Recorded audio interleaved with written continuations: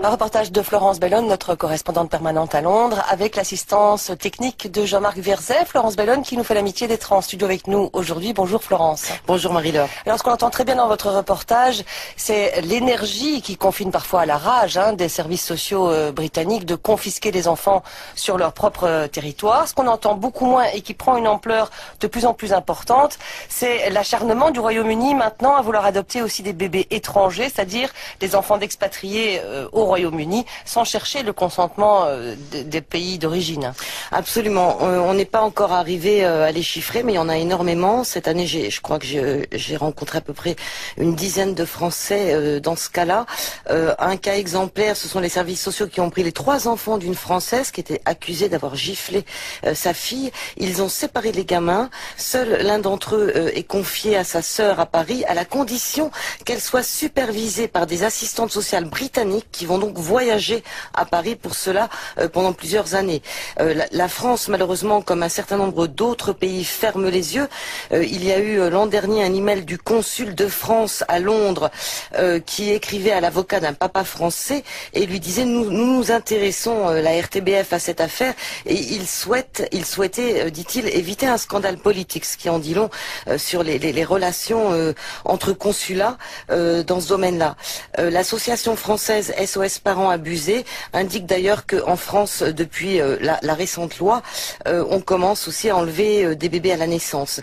Il y a au contraire des pays qui se battent, tels que la Slovaquie, pour récupérer les enfants de leurs expatriés. Ils en ont au moins récupéré 2, je crois 3, mais en tout cas ils ont demandé plus d'une centaine. Et apparemment aussi la République tchèque et la Pologne auraient demandé quelques enfants. Et c'est comme ça qu'on voit de plus en plus souvent des parents qui s'exilent volontairement pour garder leur bébé en accouchant dans d'autres pays, parfois d'ailleurs en prenant des risques sanitaires. Et cette migration révèle évidemment des inégalités grossières dans le système britannique. Absolument. Alors par exemple, on a eu 3 assistantes sociales qui ont voyagé en France et qui ont fait signer par un juge français le retour, je dis bien retour, d'un bébé de parents anglais, mais né à Cahors. Et donc il s'agissait du retour dans sa résidence habituelle, un argument qu'un avocat britannique a démonté devant le juge en appel à Londres. Le Royaume-Uni n'a évidemment pas juridiction en France. Il a obtenu que le bébé soit renvoyé en France, pour le coup son véritable lieu de résidence habituel. La colère des services sociaux a été telle qu'ils ont enlevé ensuite, récemment d'ailleurs, les 2 enfants de sa sœur, restés en Angleterre, et les 6 enfants de sa meilleure amie, également en Angleterre. Autre cas fumant, une maman anglaise qui, elle, était partie en Espagne accoucher. 6 mois après, l'enfant avait déjà 6 mois, la police espagnole arrive, saisit cet enfant. Elle est convoquée au tribunal d'Almeria où on lui remet, sans audience ni traducteur, un document qu'elle ne comprend pas. Un petit peu plus tard, nous avons obtenu ce document, nous l'avons traduit. Il indique qu'un juge espagnol a ordonné la saisie du bébé et son placement dans une famille d'accueil locale. Également que la maman a 15 jours pour appeler cette décision. Pas un mot du Royaume-Uni, pas une mention, alors que le bébé en fait a été envoyé au Royaume-Uni 48 heures après avoir été saisie par la police. Elle ne risquait pas de pouvoir appeler la décision. Dans ces 2 cas, en France comme en Espagne, donc, nous nous sommes aperçus que les transactions sont passées par les consuls honoraires britanniques. C'est donc des choses qui se font un petit peu sous le manteau. Voilà. Et le dernier cas que je citerai, parce que c'est presque amusant, c'est une autre maman qui est en France actuellement. Le rapport médical qu'on lui a donné en Grande-Bretagne indiquait qu'elle avait un rhésus négatif. La sage-femme lui a expliqué que si elle essayait d'aller accoucher à l'étranger, elle allait mourir. Et en France, le médecin a trouvé que elle est de groupe sanguin O+. Alors ce qu'il faut ajouter aussi, c'est que ce reportage qu'on a entendu aujourd'hui, c'est le 3e volet d'une série de reportages que vous avez consacré donc à cette volonté des services sociaux de confisquer leurs enfants à des familles jugées inaptes à les élever. Ce sont des reportages dont les 2 premiers volets, en tout cas, ont suscité pas mal de vagues déjà en Grande-Bretagne, qui vous ont valu des prix aussi, et qui ont suscité aussi un intérêt ici en Belgique, puisque c'est en entendant l'un de ces reportages qu'un couple de Belges a décidé de faire quelque chose. Ce couple s'appelle Michel et Georges, on ne va pas donner le nom de famille parce que la prudence est de mise. Alors Michel, c'est vous qui avez en quelque sorte initié un peu le processus puisque vous avez entendu ce reportage et alors comment vous avez pris la décision de faire quelque chose ? Eh bien, nous avons, après avoir entendu l'émission à la radio, nous avons contacté la journaliste responsable de l'émission. On s'est proposé pour peut-être accueillir en cours de route un couple dans la difficulté. Et alors, au mois de juillet de l'année dernière, au début juillet, à 6 heures du matin, on a été réveillés par un coup de téléphone qui nous disait, voilà, nous sommes devant chez vous et on a fait entrer le couple à la maison. La maman, on voyait bien qu'elle était très très fatiguée, elle était sur le point d'accoucher. Donc j'ai dit à mon mari, il faut vite aller à l'hôpital parce que ça ne va pas tarder. Et de fait, 2 heures après, la petite fille était née et voilà, tout le monde était heureux. Et... Peut-être que vous pouvez expliquer, Georges, qu'est-ce qui s'est passé par la suite? Oui, tout d'abord, le personnel de l'hôpital nous a bien aidés et nous avons reçu un document qu'il fallait présenter à la commune pour déclarer la naissance. Et c'est là qu'on a commencé à se rendre compte qu'il commençait à y avoir des problèmes. C'est-à-dire que pas moyen de déclarer la naissance. Et alors quand elle est sortie de l'hôpital, donc le 3e jour, nous sommes allés à son ambassade. Et là, à notre grande surprise, l'ambassade n'a rien fait pour aider sa concitoyenne. Cette ambassade n'était absolument pas consciente que sa concitoyenne était en grande difficulté. Alors ils ont décidé, le couple a décidé de poursuivre, sans avoir déclaré le bébé. Ils ont traversé à nos grands voisins, ils se sont retrouvés dans leur pays, dans le pays où elle voulait que ce soit la citoyenneté de ce bébé soit reconnue. Et ils sont arrivés là et finalement après une dizaine de jours, et nous avons appris que sur place, ils ont fait le nécessaire et maintenant tous ces papiers sont en règle. Alors pendant le temps où vous étiez avec cette maman et son compagnon, vous avez pu vous rendre compte des raisons pour lesquelles les services sociaux les menaçaient de confisquer leur enfant. Est-ce que ces raisons vous ont paru tenir la route quand ils vous l'expliquaient? Non. Le papa, c'était un citoyen britannique, possédant un passeport, ce qui est très rare pour un citoyen britannique. C'est la raison pour laquelle il a pu quitter aussi facilement l'Angleterre. Franchement, ce monsieur qui était un véritable malabar avec des mains qui étaient plus grandes, c'est bien simple, quand il tenait le bébé tenait quasi dans sa main. Il paraît qu'il était violent. Sa compagne était une maman, tout était prêt. La maman, manifestement, a reçu, parce qu'elle a donné des coups de fil, ils ont donné des coups de fil devant nous en Angleterre. Lui et elle, on se rend compte qu'ils avaient des avis divergents, parce qu'ils avaient des citoyens britanniques qui, de l'autre côté, lui disaient « Reviens, on va s'occuper de ton bébé ». Et de l'autre côté, il y en avait qui lui donnaient des conseils, bien fais bien attention, si tu rentres en Angleterre, on va te prendre ton bébé. Donc, vous imaginez cette dame qui était tiraillée. Et lui, la même chose. Lui, son but, c'était de retourner en Angleterre et de se battre devant les tribunaux pour garder son enfant. Et j'ai découvert que lui aussi avait eu des problèmes avec ses enfants, qu'on lui avait pris ses enfants. Pourquoi? Parce que, soi-disant, il était violent.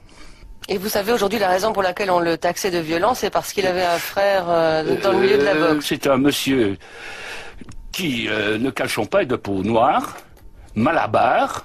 C'est bien simple, il faisait le garde du corps pour des potentats arabes qui venaient passer leurs vacances sur une plage extrêmement réputée, leur ville d'ailleurs, en Angleterre. Et de fil en aiguille, un jour, il m'a dit « Viens voir avec moi ». On est allé sur mon PC, et sur mon PC, il a tapé le nom de son frère. Et son frère a été champion du monde de boxe pendant 6 ans. Et en plus de ça, j'ai découvert, pas plus tard que hier, que son frère a eu également des problèmes avec la SS. C'est tout. Je ne saurais rien dire de plus, si c'était que j'ai vu un papa et une maman qui ont soigné leur enfant pendant 3 jours. Ma femme et moi, nous n'aurions pas su faire mieux avec nos 4 enfants. Florence, par la suite, vous aussi, vous avez cherché à contacter cette jeune femme, ou en tout cas de rester un peu en lien avec vous. Comment ça s'est passé? Donc en fait, oui, j'ai un petit peu découvert le reste de la situation. Ce couple avait déjà 2 enfants qui avaient été enlevés et les parents avaient décidé de laisser l'enfant à la famille de la maman ou que quelqu'un de la famille viendrait en France parce que c'est plus près de la Grande-Bretagne pour garder le bébé pendant que les parents retourneraient se battre au tribunal social en Grande-Bretagne. Là, il y a quelque chose qui a tourné vinaigre, que j'ai vu assez fréquemment, c'est que les services sociaux ont forcé les parents à se séparer, où ils ont en fait réussi à semer la zizanie dans le couple. Je crois que Georges et Michel pensent que c'est plutôt une fausse séparation pour les avoir vus ensemble. C'était en fait un chantage, c'est-à-dire on dit à la maman, si vous quittez le papa, vous aurez les 3 enfants. Ce que je n'avais encore jamais vu, c'est que les assistantes sociales ont dit à la maman, si vous n'amenez pas le bébé en Angleterre, alors vous ne reverrez jamais les 2 enfants. Et elle l'a fait. Elle a récupéré ce bébé après 6 semaines. Déjà, ça n'a pas de sens. Pourquoi on prend un bébé pour le rendre après 6 semaines? Donc, ça devait toujours être un chantage avec à la clé la survie du couple ou non. Et c'est une des premières choses qui se passe, c'est d'essayer de briser le couple en disant à l'un qu'il va récupérer les enfants. Alors, on a beaucoup de couples qui font semblant de se séparer. Il y en a un qui disparaît et l'autre qui dit oui, vous avez raison, c'était un violent, c'était un violeur, c'était un méchant, donc je l'ai quitté, vous avez raison, bons services sociaux, donc vous pouvez me rendre les enfants.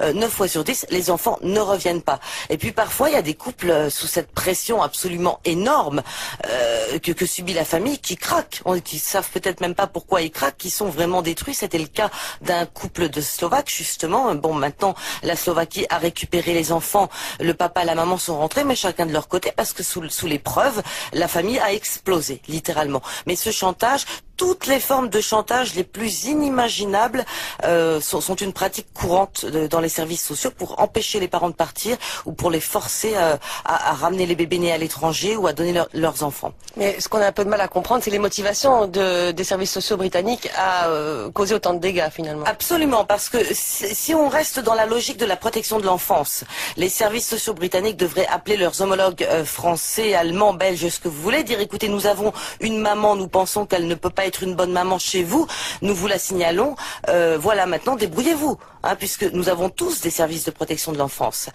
Mais non, ils veulent aller dans le pays, contrôler dans le pays et ramener l'enfant, comme si c'était un trésor de guerre. C'est un acharnement malsain et c'est bien là qu'on voit qu'il y a quelque chose qui n'a rien à voir avec la protection de l'enfance.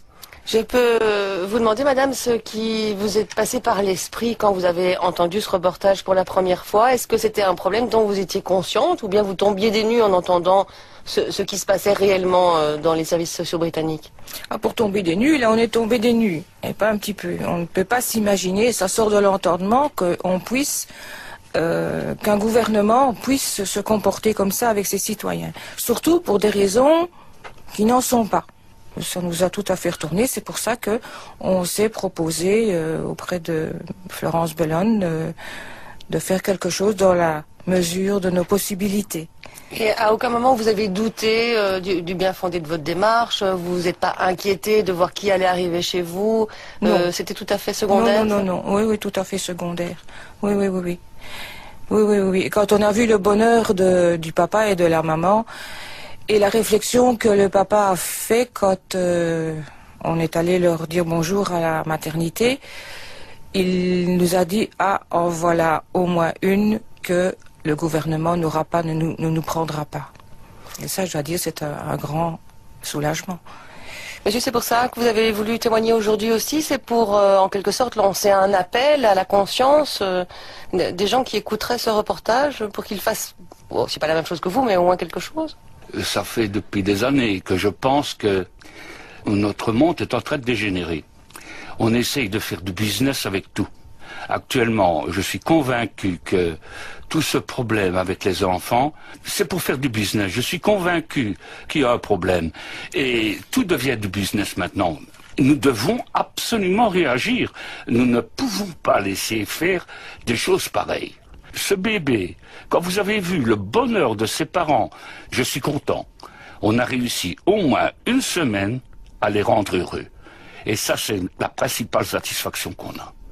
Merci beaucoup en tout cas, parce que je sens que vous êtes très ému encore maintenant et c'est normal. Merci d'avoir eu le courage en tout cas de venir en nos studios pour nous livrer votre témoignage. Merci à tous les deux. C'était Transversal, le magazine de reportage de la rédaction.